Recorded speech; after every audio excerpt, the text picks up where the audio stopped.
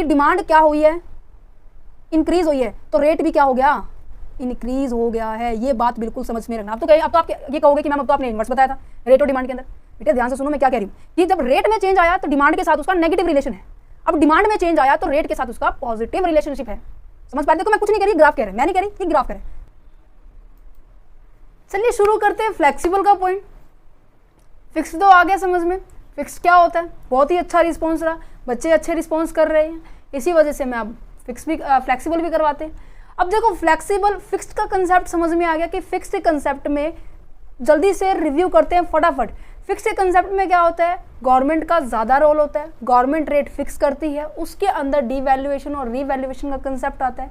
देखो ये पॉइंट हमने किए थे ना, याद है सबको, डिवैल्यूएशन और रीवैल्यूएशन कंसेप्ट आता है। जब जब कंट्री में डिवैल्यूएशन मतलब जो गवर्नमेंट है जानबूझकर डेलिबरेटली पॉइंट ऑफ व्यू से कंट्री की करेंसी को घटाएगी, उसे हम क्या कहेंगे, डिवैल्यूएशन कहेंगे। और जब कंट्री की करेंसी की वैल्यू कम होती है तो उस केस में कंट्री क्या करना शुरू करती है, ज़्यादा से ज़्यादा एक्सपोर्ट करेगी। ये सभी पॉइंट हमने पढ़े थे। और रीवैल्यूएशन के पॉइंट में हमने क्या किया था कि जो कंट्री की करेंसी है वो बढ़ रही है, कंट्री की करेंसी बढ़ रही है, दैट मीन्स हमारी कंट्री की वैल्यू बढ़ रही है।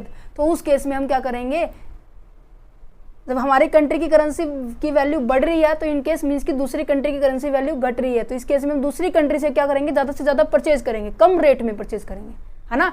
ये कंसेप्ट मैंने आपको समझाए थे और इसके डीमेरिट मेरिट्स और ये ग्राफ भी समझाया था। आज इसी ग्राफ को थोड़ा सा बेस मानकर, क्योंकि ये जो डिमांड सप्लाई का जो कंसेप्ट है मैं आज फिर दोबारा से कर देंगे रिपीट, कोई दिक्कत नहीं है, 2 मिनट लगने वाली है, फटाफट फिर हम देखते हैं। देखो डिमांड रेट का डिमांड के साथ कैसा रिलेशनशिप है, मैंने आपको बताया था पॉजिटिव रिलेशनशिप है। अभी प्रूफ भी करके दिखाती हूँ मैं आपको। देखो मैंने कहा कि मार्केट में ऑरेंज ले लेते हैं हम, ठीक है, पहले हम छोटा एग्जांपल लेते हैं। मंडी के अंदर जाते हैं आप, ठीक है, सब्जी मंडी के अंदर जाते हैं ना सामान खरीदने के लिए, उसमें आप देखते हैं कि एक जो पर्सन है एप्पल सेल कर रहा है, सेब बेच रहा है, तो उसमें क्या है, उसने कहा कि 100 रुपये किलो, 100 रुपये किलो। तो डिमांड क्या रहेगी हमारे पास, क्या है टोटल 150 रुपये है हमारे पास, ठीक है। तो 50 रुपये का इसमें से हमें लेना है कुछ और सामान घर का, बट मेरे पास कितने पैसे बच गए, 100 रुपये। तो मैं कितने डिमांड करूँगी, मैं 1 किलो सेब की डिमांड करूँगी, राइट। इन केस में इसका रेट घटा देती हूँ, शाम होते होते क्या हो जाता है, रेट क्या हो जाता है, कम हो जाते हैं ना, शाम होते क्या करेंगे 100 के 2 किलो, 100 के 2 किलो, दैट मीन्स 50 रुपये किलो। तो वहाँ पर क्वांटिटी क्या हो गई है, डिमांड क्या हो गई है, बढ़ गई है। तो अगर मैं इसका ग्राफ प्लॉट करके मैं अगर आपको शो करूँ तो कैसा प्लॉट होगा, यहाँ पे क्वांटिटी है, यहाँ पर रेट है। पहले जो क्या था रेट, इसको मैं पहले लिख लेती हूँ, ठीक है। मैंने कहा कि जब 50 रुपये रेट था तो मैंने कितने केजी खरीदे हैं, 2 केजी खरीदे हैं। तो क्या मेरी प्लॉट यहाँ पे हो जाएगी कि मेरी डिमांड इतनी है, ये डिमांड मेरी कितनी ज़्यादा है, एक क्वांटिटी और ज़्यादा होगी। जैसे ही प्राइस बढ़ गया तो मेरी डिमांड क्या हो गई है, कम हो गई है, दैट मीन्स डिमांड इधर की ओर शिफ्ट हो गई है ना। तो हमारा ग्राफ कैसे प्लॉट होगा, डाउनवर्ड की तरफ प्लॉट होगा। दैट्स अ रीज़न कि जब हमारा जो रेट का डिमांड के साथ रिलेशन क्या है, जब भी रेट इंक्रीज होगी डिक्रीज होगी तो डिमांड भी क्या होगी, इससे अपोजिट डायरेक्शन में होगी। रेट इंक्रीज हो रहा है तो सेब की क्वांटिटी हम कितनी कम खरीद रहे हैं, कम खरीद रहे हैं। रेट कम हो रहा है तो क्वांटिटी हम कितनी ज़्यादा खरीदेंगे, ज़्यादा खरीदेंगे। सॉरी पॉजिटिव नहीं आएगा, इसके अंदर नेगेटिव रिलेशन आएगा। एक सेकेंड, यहाँ पे नेगेटिव रिलेशनशिप है, ठीक है। यहाँ पर मैंने रेट का डिमांड के साथ संबंध बताया, बच्चे ध्यान से सुनना इस बात को। चलो अब बात की जाती है हमारे सप्लाई के साथ। मैं कह रही हूँ कि रेट का सप्लाई के साथ पॉजिटिव रिलेशनशिप है। कैसे, अभी बताते हैं। मैंने कहा आप एक प्रोड्यूसर हैं, ठीक है, पहले रेट क्या था 50 था, आपने सप्लाई की केवल 10 यूनिट की। जैसे ही रेट बढ़ जाता है तो आप नहीं चाहेंगे कि आपको प्रॉफिट हो, तो आप क्या करेंगे, सप्लाई ज़्यादा कर देंगे। आपने सप्लाई कितनी कर दी, 50 ही कर दी। तो क्या होगा, ग्राफ कैसे प्लॉट होगा, यहाँ पे 0, यहाँ क्वांटिटी जिसकी आप सप्लाई कर रहे हैं, यहाँ पे रेट है, तो सबसे पहले 50 रेट, देन यहाँ पे 100 रेट, यहाँ पर 10 और यहाँ पर 50, ये 10 है सॉरी, ठीक है।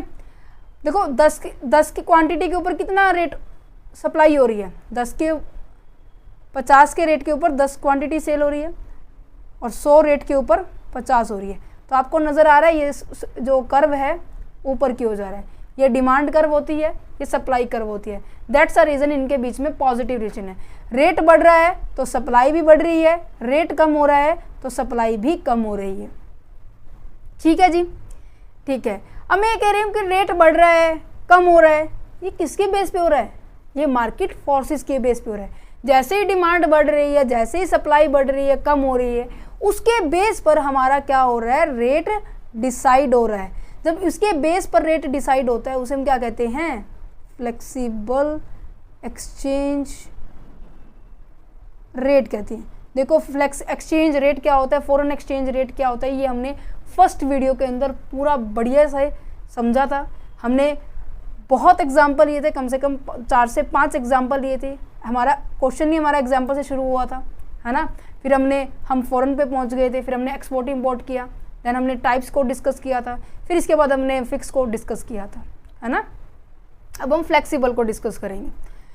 चलो, तो मैं अगर इक्विलिब्रियम पॉइंट को प्लॉट करूं, मैं मीन्स कि इन दोनों को कंबाइन कर दूं, चलो मेरे साथ करो। मैं पूछ रही हूँ कि ये कौन सी कर्व है बच्चे, आप कहेंगे सप्लाई कर्व, क्योंकि सप्लाई कर्व हमेशा क्या होती है, अपवर्ड होती है। डिमांड कर्व हमेशा क्या होती है, डाउनवर्ड होती है। अब मैंने कहा कि मेरा इक्विलिब्रियम ये पॉइंट ये है जहाँ पर मैं डिमांड और सप्लाई इतनी क्वांटिटी में करूँगी, ये वाले पॉइंट करने वाली हूँ, राइट। और इसके अंदर जो रेट है वो मेरा यहाँ पर रेट आएगा, मैं कह रही हूँ कि मेरा रेट यहाँ पे 50 रुपये है, ठीक है। मीन्स कि ये वो रेट है, इक्विलिब्रियम रेट है, जहाँ पर डिमांड और सप्लाई क्या होती है, एक दूसरे के बिल्कुल इक्वल होती है ना। अब जैसे हमने फिक्स्ड के अंदर चेंज किया था, यहाँ पे तो गवर्नमेंट ने चेंज किया था, अब मैं ही चेंज कर रही हूँ कि डिमांड बढ़ घट रही है। अब यहाँ पे तो क्या कंसेप्ट था कि रेट बढ़ रहा है, कम हो रहा है, उसका इम्पैक्ट डिमांड और सप्लाई पर देखा। अब मैं बात कर रही हूँ कि डिमांड बढ़ रही है, घट रही है, उसकी बात की जा रही है, ठीक है। एक सेकंड बच्चे, उसकी बात की जा रही है। डिमांड बढ़ रही है, घट रही है, तो उसका रेट के ऊपर क्या इम्पैक्ट पड़ेगा, देखो समझाते हैं आपको। इसी में देखो और अच्छे से समझ में आएगा। मैंने कहा कि डिमांड बढ़ गई है। जब भी कोई चीज़ बढ़ती है, स्लोप की बात की जा रही है, जब ये जो डिमांड जो कर्व है ना, ये जब भी कोई कर्व बढ़ेगी, इंक्रीज होगी, तो वो किस वर्ड शिफ्ट होने वाली है, राइट वर्ड शिफ्ट होने वाली है। किस वर्ड शिफ्ट होने वाली है, राइट वर्ड होने। जब भी कोई कर्व डिक्रीज हो रही है, डिमांड डिक्रीज हो या सप्लाई डिक्रीज हो, तो वो कर्व किसकी ओर शिफ्ट होगी, वो लेफ्ट वर्ड शिफ्ट होगी। इज इट क्लियर, समझ में आ गया। मैं कह रही हूँ कि डिमांड मेरी बढ़ गई है, तो अब आप यहाँ पर खड़े हैं, तो आपका राइट हैंड क्या होगा। अब देखो मैं यहाँ ऐसे खड़ी होगी तो मेरा राइट हैंड ये है, तो दैट मीन्स जो डिमांड कर्व है ऊपर की ओर मूव कर गई है। कहने का मतलब ये जो क्या है, डिमांड कर्व राइटवर्ड शिफ्ट हो गई है, तो ये D1 हो गया। जैसे ही मैंने D1 को प्लॉट किया, D1 की लाइन प्लॉट की, तो आपका ये पॉइंट यहाँ टच हुआ, है ना। और यहाँ टच होने के कारण आपका इक्विलिब्रियम पॉइंट कहाँ आ गया, इक्विलिब्रियम जो रेट है यहाँ आ गया। तो आप देख पा रहे हो कि डिमांड क्या हुई है, इंक्रीज हुई है, तो रेट भी क्या हो गया, इंक्रीज हो गया है। ये बात बिल्कुल समझ में रखना। अब तो आप ये कहोगे कि मैम अब तो आपने इन्वर्स बताया था रेट और डिमांड के अंदर। बेटे ध्यान से सुनो मैं क्या कह रही हूँ, कि जब रेट में चेंज आया तो डिमांड के साथ उसका नेगेटिव रिलेशन है। अब डिमांड में चेंज आया तो रेट के साथ उसका पॉजिटिव रिलेशनशिप है। समझ पा रहे? देखो मैं कुछ नहीं कह रही, ग्राफ कह रहे, मैं नहीं कह रही, ये ग्राफ कह रहे। तो आपका भी ग्राफ ऐसे बोलेगा अगर आपने अच्छे से बनाया होगा तो। ठीक है। तो देखो मैंने डिमांड को इंक्रीज कर दिया तो ये प्लॉट कहाँ हो रहा है, उसका रेट भी इंक्रीज होगा। मान लो रेट यहाँ पे 80 हो गया, और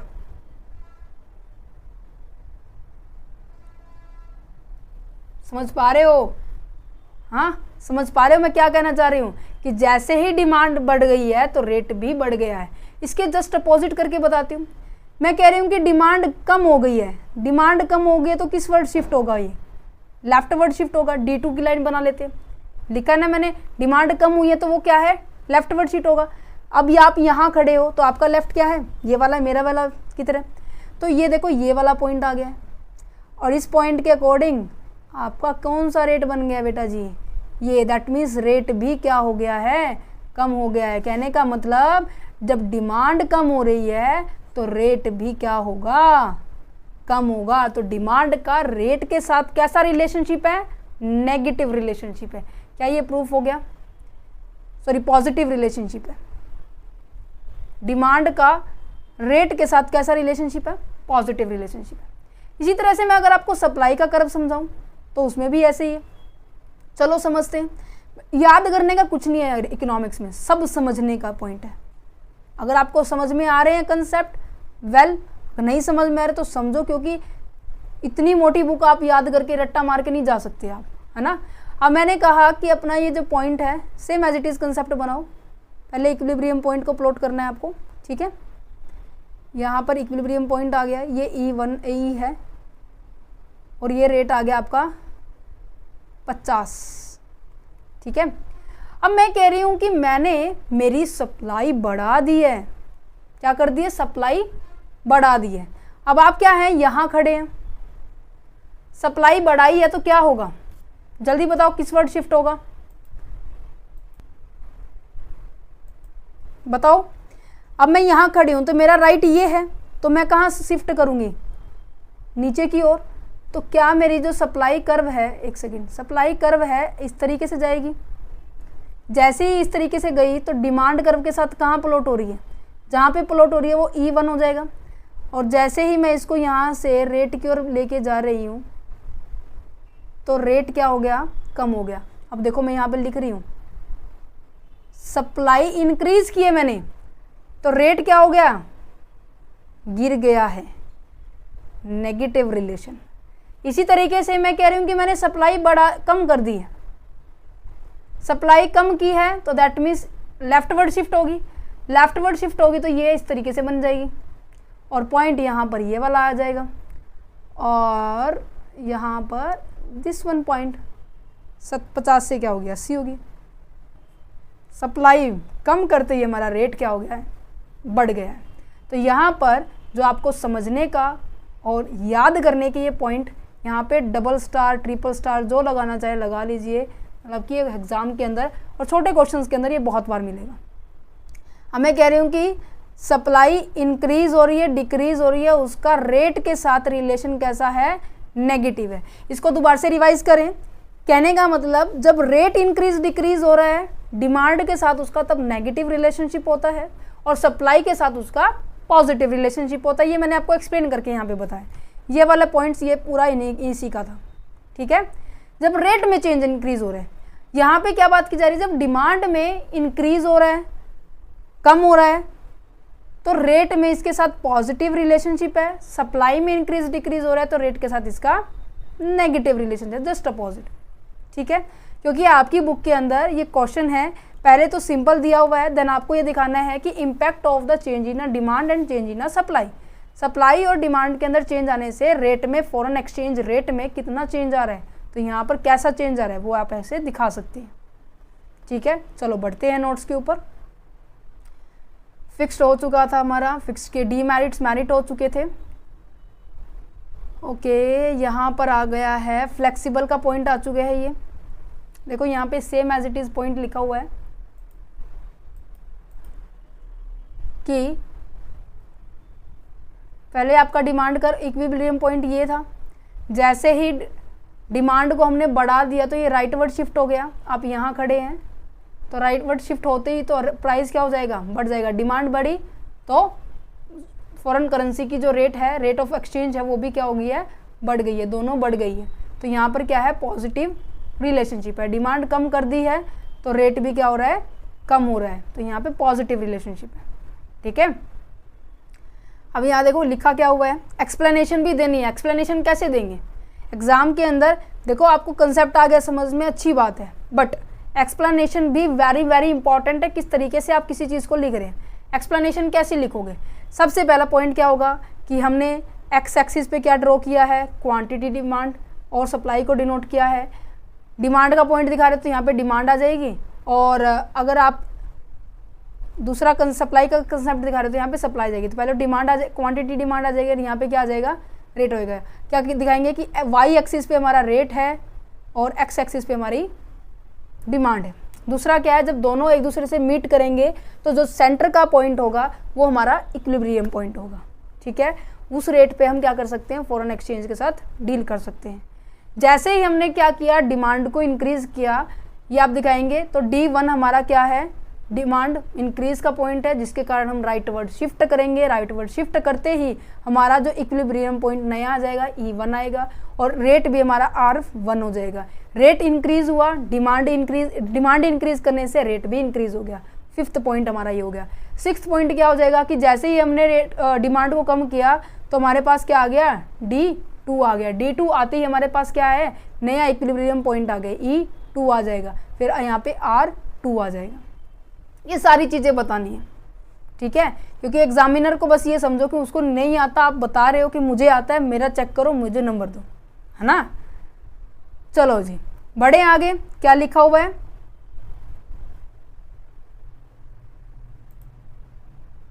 एक सेकेंड, यहाँ पे क्या लिखा हुआ है कि flexible exchange rate system refer to there is a system in which exchange rate is determined by the forces of the demand and the supply of the different currency in the foreign exchange market. Foreign exchange market के अंदर जो demand और supply के base पर जो rate set किया जाता है उसे हम क्या कहते हैं, फ्लेक्सिबल एक्सचेंज रेट कहते हैं। ठीक है, नेक्स्ट क्या है कि the value of the currency is allowed to be the fluctuate freely according to the change in the demand and the supply. ये कहते हैं कि जो फ्लक्चुएट जो करेंसी की जो वैल्यू है वो कैसे डिसाइड होती है, कैसे सेट होती है, फ्रीली सेट होती है, उस पर कोई प्रेशर नहीं होता, जैसे फिक्स एक्सचेंज में रेट में गवर्नमेंट का प्रेशर होता था, है ना। ठीक है, there is no official intervention in the foreign exchange market. इसमें किसी भी तरह का ऑफिशियल इंटरवेंशन नहीं होता, मतलब कि गवर्नमेंट का कोई भी रोल नहीं होता है। समझ पा रहे हो, ठीक है। सो इसीलिए इसे क्या कहेंगे, फ्लोटिंग एक्सचेंज रेट। देखो मैंने आपको स्टार्टिंग वाले जो फर्स्ट पार्ट था ना वीडियो का, जिसके अंदर हमने फिक्स एक्सचेंज रेट को कंप्लीट कंसेप्ट प्लस में इनके छोटे छोटे पॉइंट्स बताए थे कि फ्लेक्सिबल के अंदर क्या होता है कि जो रेट क्या है, कभी बढ़ रहा है, कभी कम हो रहा है, कभी बढ़ रहा है, कभी कम हो रहा है, तो वो फ्लेक्सिबल है, फ्लोट हो रहा है ना, कहते हैं ना कि फ्लोटिंग पॉइंट। तो ऐसे अगर बात की जाए हाइब्रिड की, नेक्स्ट कंसेप्ट आ जाता है हाइब्रिड को भी कह सकते हैं हम, इसको मैनेज्ड एक्सचेंज रेट कहते हैं। इसके अंदर पता है क्या होता है, जो दोनों को लेके चलते हैं। अब मैंने पहले ही बताया था, जैसे हाइब्रिड शेयर होता है जो इक्विटी प्रेफरेंस को लेके दोनों को चलता है ना। अकेले इक्विटी को लेके चले तो वो इक्विटी शेयर है, अकेले प्रेफरेंस को लेके चले तो अकेला प्रेफरेंस शेयर है, दोनों को इकट्ठा लेके चले तो वो कैसा शेयर है, वो शेयर है आपका hybrid share. That means combination of the both parts. Okay, तो यहाँ पे यही कह रहे हैं कि जो हाइब्रिड या फिर मैनेज्ड एक्सचेंज रेट जो है वो कैसा एक्सचेंज रेट है, जिसके अंदर फिक्स्ड और फ्लेक्सिबल दोनों का कॉम्बिनेशन होता है। ठीक है, कहने का मतलब कुछ तो मार्केट फोर्सेस के ऊपर डिपेंड करता है, कुछ फिर क्या करेगी, जो आरबीआई, मैंने बताया था ना, जो आरबीआई क्या करती है, अगर उसको सप्लाई बढ़ानी है, सप्लाई बढ़ाने का केस क्या था, जब डिमांड कम होती है सप्लाई ज्यादा होती है, डिवैल्यूएशन के केस में था, याद आया, जिसके अंदर हम एक्सपोर्ट्स ज्यादा करते थे, याद है या भूल गए, फटाफट बता दो मुझे जल्दी, डू फास्ट, लेके चलती हूं मैं आपको इस वाले पॉइंट पर। देखो करवाया था, इस पॉइंट पे हमारे पास क्या है, ये वाला नजर आ रहा है, ओहो पेन का चेंज भी, कलर चेंज करना पड़ेगा। ये वाला पॉइंट याद है, जहाँ पर सप्लाई ज़्यादा होती थी, दैट मीन्स वहाँ पे डिवैल्यूएशन का पॉइंट यूज़ हो रहा था। ये वाली सप्लाई इतनी ज़्यादा हो रही थी, ये जो सादा डिमांड के कंपैरिजन में सप्लाई ज़्यादा कर रहे थे, है ना। तो जब भी गवर्नमेंट को मार्केट में सप्लाई करनी है तो अपनी करेंसी की वैल्यू वो गिरा देती है। अपनी करेंसी की वैल्यू गिराई तो दूसरी करेंसी की वैल्यू क्या हो रही है, बढ़ रही है। इसी तरह से अपोजिट, अगर उसे सप्लाई को क्या करना है, कम करना है, अपनी करेंसी की जो वैल्यू है उसको बढ़ाना है, तो क्या करेगा, दूसरी करेंसी की वैल्यू कम होगी। तो इस केस में हम क्या करेंगे, इंपोर्ट करेंगे। यही तो बात है, और क्या, कुछ मैं ज़्यादा कुछ नहीं कह रही, यही बात है। ठीक है, तो यहाँ पे देखो एक बार ही रुको, ये कहते हैं कि RBI take the interference to maintain the rate of the certain limit. RBI तभी लिमिट में मतलब इंटरफेरेंस करेगा, लिमिट में एंटर करेगा जब एक पर्टिकुलर लिमिट होगी। एग्जाम्पल के तौर पर केस नंबर ये कहेगा कि रेट 70 है, तो सप्लाई इंक्रीज, रेट 130 कर दी, सप्लाई को क्या करेगा, वो डिक्रीज कर देगा। समझ पा रहे हो कहने का मतलब, अगर मैंने सप्लाई को इंक्रीज कर दिया, ये मेरा इक्विलिब्रियम पॉइंट ई था, इस पे मैं कह रही हूँ कि मेरा जो रेट है 100 है रेट, मैं ये कह रही हूँ कि मेरे को रेट बढ़ाना है, मेरे को रेट क्या करना है, बढ़ाना है।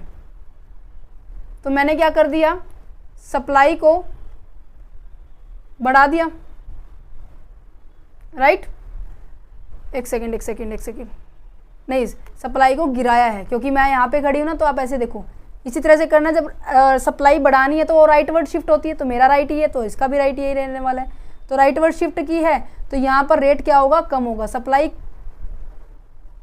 को बढ़ाया है तो रेट क्या होगी, कम होगी, और सप्लाई जब बढ़ रही है, कम हो रही है, तो रेट क्या होगा, ज़्यादा होगा। इसके साथ नेगेटिव रिलेशन बताया था ना मैंने। चलो, यहाँ पे flexible rate exchange rate system use हो रहे हैं, जो भी मैंने अभी आपको समझाया है।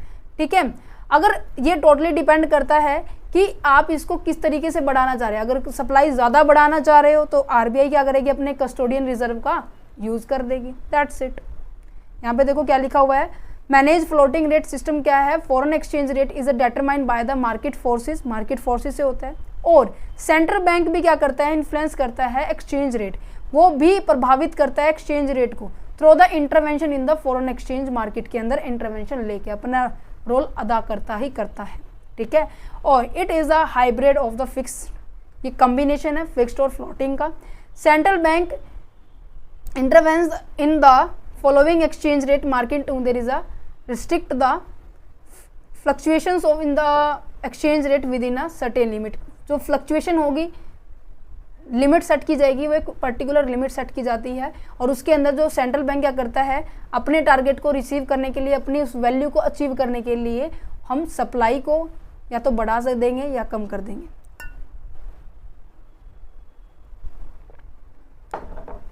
ठीक है, इसीलिए इसे क्या कहा जाता है, डर्टी फ्लोटिंग कहा जाता है। ठीक है, क्योंकि मोस्ट ऑफ क्या होता है, गवर्नमेंट अपने टारगेट को अचीव करने की पूरी कोशिश करती है। ठीक है,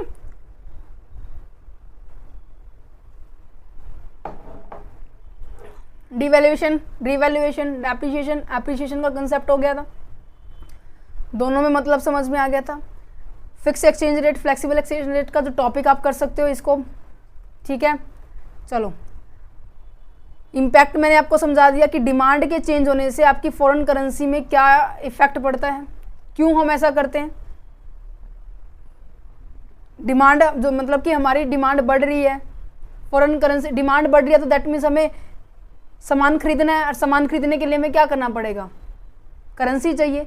कब कब करेंसी चाहिए होती है, जब हमें सामान को इंपोर्ट करना होता है, मीन्स की बाय करना होता है, जब हमें फॉरेन करेंसी की ज़रूरत होती है, जब हमें मतलब कि मान लो घूमने के लिए जा रहे हो, तभी हमें कहते हैं ना कि पापा थोड़ी सी पॉकेट मनी दे दो, हमारा टूर जा रहा है, 500, 1000, 2000 अपनी पॉकेट में लेके चलते हो ना, तो तब भी आपको करेंसी चाहिए। तो यही कंसेप्ट आप यही चलो कि आप ना बाहर जा रहे हो घूमने के लिए, यूएसए जा रहे हो या फिर दुबई जा रहे हो, ठीक है, वहाँ घूमने के लिए जा रहे हो, तो नॉर्मल सी बात है उस देश की करेंसी आपके पास होनी चाहिए, राइट। तो क्या करने के लिए, जब आप कहीं बाहर टूरिज्म के पॉइंट ऑफ व्यू से जा रहे हो, तो उसके पॉइंट ऑफ व्यू से डोमेस्टिक कंट्री के जो पर्सन हैं उनके पास क्या होना चाहिए, करेंसी होनी चाहिए। या फिर ऐसे भी हो सकता है कि आपकी फैमिली का कोई भी मेंबर, मान लो आपका भाई बहन, मम्मी पापा, कोई भी, या फिर आप खुद किसी दूसरी ऐसी कंट्री, मान लो कि मैं कहूँ कि आप दुबई में हैं, ठीक है, आपके पापा को आपके पास पैसे भेजने हैं, तो आपके पापा के पास क्या होने चाहिए, दिरहम होने चाहिए, उस कंट्री की, दुबई की कंट्री की करेंसी होनी चाहिए। तो इस चीज़ के लिए भी आपको फिनेंस की ज़रूरत होती है, उसे हम क्या कहेंगे, यूनिलेटरल ट्रांजेक्शन्स कहेंगे। दो तरह की ट्रांजेक्शन बता रखी है ना, एक यूनिलेटरल होती है, एक बायलेटरल होती है।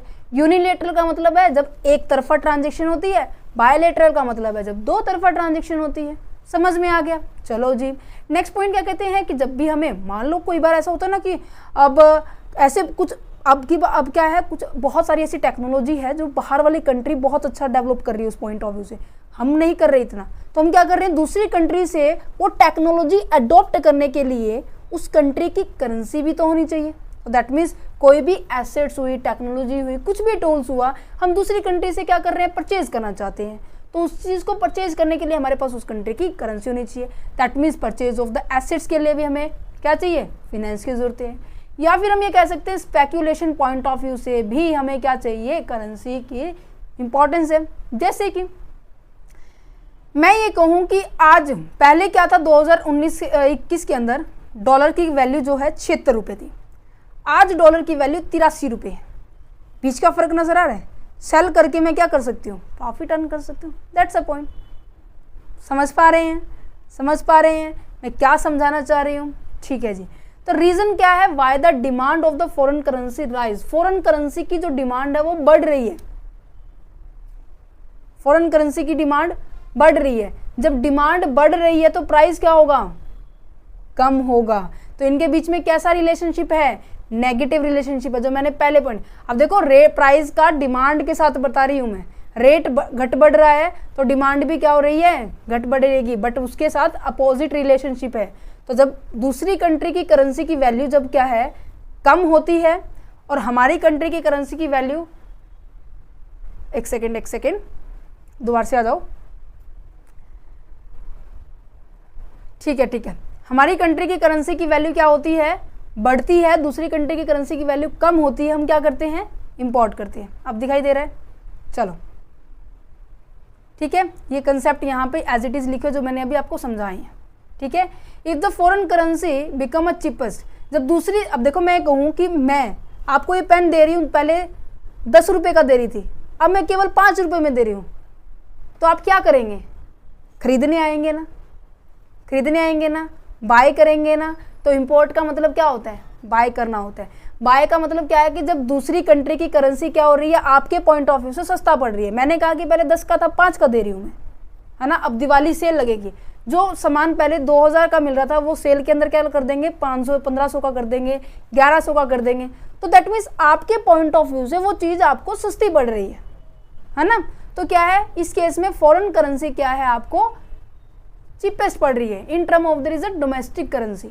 ओके, जैसे कि टूरिज्म हो गया, इंपोर्ट हो गया, सब पॉइंट यहाँ पे दोबारा से रिपीट हो रहे हैं। दैट्स अ रीजन डिमांड की जो कर्व होती है हमारे साथ यहाँ से रिलेशन उसमें होती है। ठीक है, समझ में आ गया? चलो अब यही अपोजिट बात की जाए अगर सप्लाई के केस में, सप्लाई के केस में क्या होगा, that means supply for a foreign currency बढ़ रही है, तो दैट मीन्स हमें क्या करना है, सेल करना है। सेल करने की बात की जाए तो दैट मीन्स एक्सपोर्ट करने की बात हो रही है। दूसरी कंट्री की करेंसी की वैल्यू बढ़ रही है, हमारी कंट्री की करेंसी की वैल्यू कम हो रही है, फायदा किस में है बताओ, आपका तब है किस में, एक्सपोर्ट करने में।